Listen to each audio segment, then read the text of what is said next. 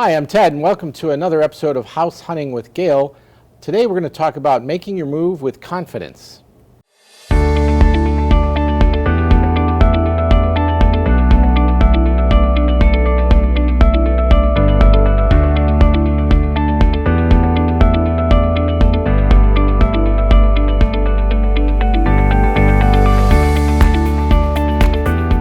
So Gail, making your move with confidence.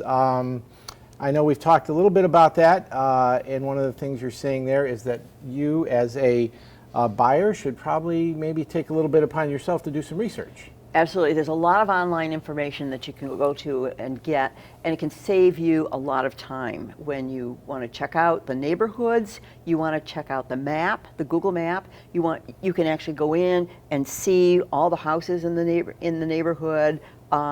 These are really helpful hints because you can eliminate some of these houses that you thought you wanted to go see because the pictures of the couch and the kitchen are fine. This can eliminate a lot of things right up front. So, and you mentioned that really it's important to take that responsibility as a buyer because realtors are limited to some degree on what you could say to me and what you can tell me about it. Yeah, lots of times people will ask, well, are there young children in the neighborhood? And those are things that we're restricted on, conveying that information. That's why you can go and look up your own neighborhood information online. So for instance, if you want, I'll give you just an example. If the city of Cleveland has a lot of neighborhoods within it, one of them being like West Park. So you can look up West Park and you can see the ages of the people that live there, the income, the education level, everything you want to know about that neighborhood, to make a decision. Do I want to buy there or do I want to go live further out into suburbs or even into Lorain County? And check some of those out. Even developments. Developments will have things online about, larger developments, not smaller ones. But. And then maybe I could even look at details about the house, the layout, things like that you've mentioned. Absolutely. Yeah. So for instance, if somebody, let's say I'm talking to somebody that's 6'3" and basketball players and things like that, you'll find that they may be uncomfortable in a home where the architecture would be a bungalow, for instance, or a Cape Cod, where the roof line may come down on that second floor level, and they may want to go with a colonial, or they may want to, a ranch.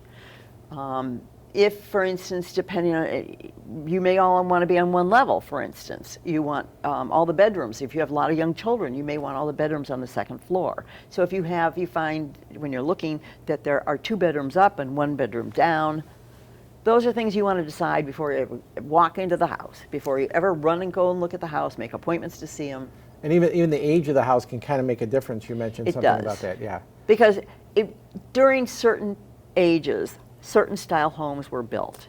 And we all know that things, if they were built in the 60s and the 70s, the floral plans, without even going to the house, I know what they're going to look like. Now, you may not have the same kind of experience like that, but I can help guide you to be more time efficient to find out exactly what you're looking for so you get the right house to go look at. Sure, absolutely. Now, also, I want to think about, do I want new construction versus existing construction? Okay. And there may be some benefits to both. There's benefits. People like to make their selections. I want this because I know it's everything I want. And the selections actually may or may not be that relative in the bottom line, because the difference in price is 60% of the value or thereabouts on a new construction is based on labor and material costs, today's labor and material costs. If you look at existing properties, that same value is based on location. It's all about location. So it's totally different. The value that you're going to get in an existing home is basically going to be greater but there may be some work that you may want to do inside. You have to take that into consideration. So you want to know that when you're looking at these things, does the furnace need replacing? How about the air conditioning unit? How about that electrical panel? Concrete driveways are expensive. So, you want to make sure that they're in good condition. Those are the things that you want to look for if you're looking at existing properties. I had a story the other day of a realtor that I know. A person had just closed on the house, and there was a rainstorm, and the roof was leaking, and it was just something they had never checked out. and they had to call another gentleman that we know that's a roofer, and he came out and fixed it. So those are super important details. Water damage to a home is huge. Right, So right. you want to know about any water damage that's out there. So some other tips? So, speaking of that, the property disclosure that every seller signs, they share the information that they know about the home. So it'll give you the property lines, it'll give you the homeowner's information, homeowner association information. It will give you if there's been any prior water damage. Those kind of things will be on the property disclosure. So, make sure that you get all your answers through that. What about ghosts? Do we have to disclose that, or it's not a real thing? No, but No. murders, if they took place in the house, we need to disclose Okay, well, you got to that. disclose that, but, so, Maria knows that I don't like ghosts, so just a thing, okay. But if a seller has a pet, for instance, that a lot of people have allergies, and that's important to know if there's been pets here.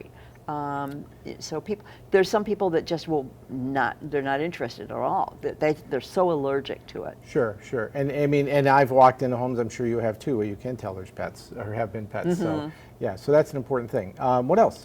Well, one of the last things I wanted to mention was the seller's timeline. You want to ask, how flexible are they with the dates of closing?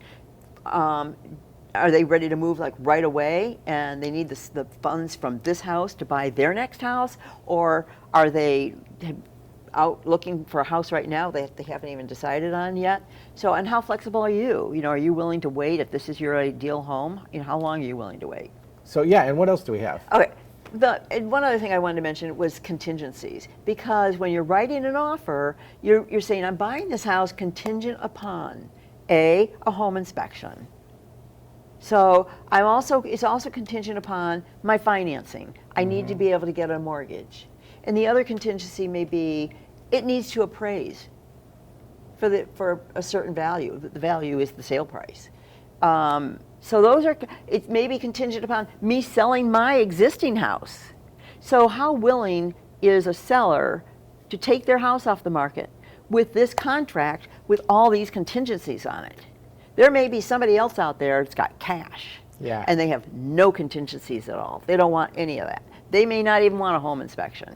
Bam, you're up against a real competition. So you need to know that maybe all these contingencies you want not to have if you want to be competitive in a multiple offer. So this is really all comes down to preparation and planning, and knowing what your limitations are and what you want to do. These are great tips. This has been House Hunting with Gail. If you'd like to know more, I would recommend you get a hold of Gail Dix, because she's got the knowledge to help you kind of navigate these questions. If you want to know more how to get a hold of her, you go to her website, and contact information will be on this video. So thanks.